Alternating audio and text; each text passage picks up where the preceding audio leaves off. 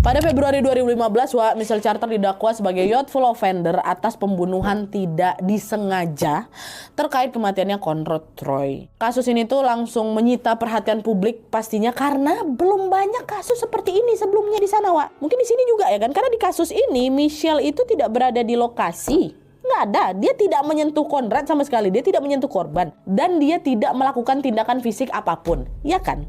Tapi justru kata-katanya, pesannya, chatnya, tekanannya, dan dorongan yang dia berikan dianggap punya peran besar dalam mendorong Conrad sampai ke titik itu.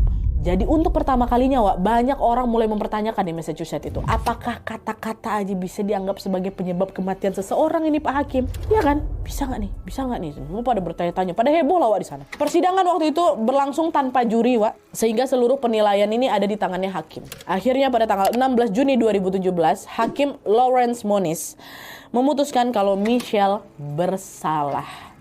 Dalam putusannya, hakim ini menilai bahwa tindakannya Michelle masuk dalam kategori perilaku yang ceroboh dan juga membahayakan karena secara sadar dia membiarkan situasi berbahaya terus terjadi tanpa upaya untuk menghentikan si Conrad korban gitu loh.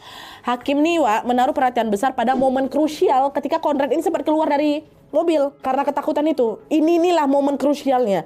Di titik ini sebenarnya Conrad masih punya kesempatan untuk berhenti atau untuk menyelamatkan diri dia, ya kan. Tapi alih-alih menghentikan, Michelle, orang yang saat itu sedang berkomunikasi sama si Conrad, justru malah nyuruh Conrad untuk masuk balik ke dalam mobil dia dan melanjutkan hal itu. Pun setelah mengetahui kondisi Conrad saat itu, Michelle ini juga nggak ada usaha mau menghubungi siapapun gitu loh. Dia nggak ada hubungin keluarga si Conrad, dia nggak ada minta bantuan gitu kan, dan dia tidak melakukan tindakan apapun yang bisa menyelamatkan si Conrad gitu loh.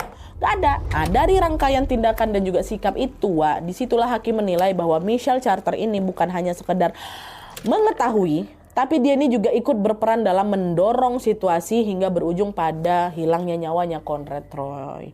Itu.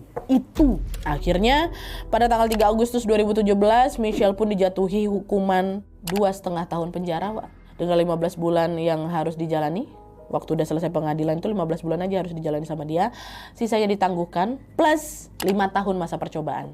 Banding dia, ya kan?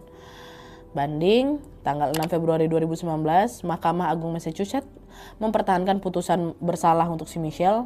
Michelle pun akhirnya tetap dihukum yang tadi 2,5 tahun penjara. Dia mulai menjalani hukumannya tanggal 11 Februari 2019 dan udah dibebaskan lebih awal karena dia berperilaku baik tanggal 2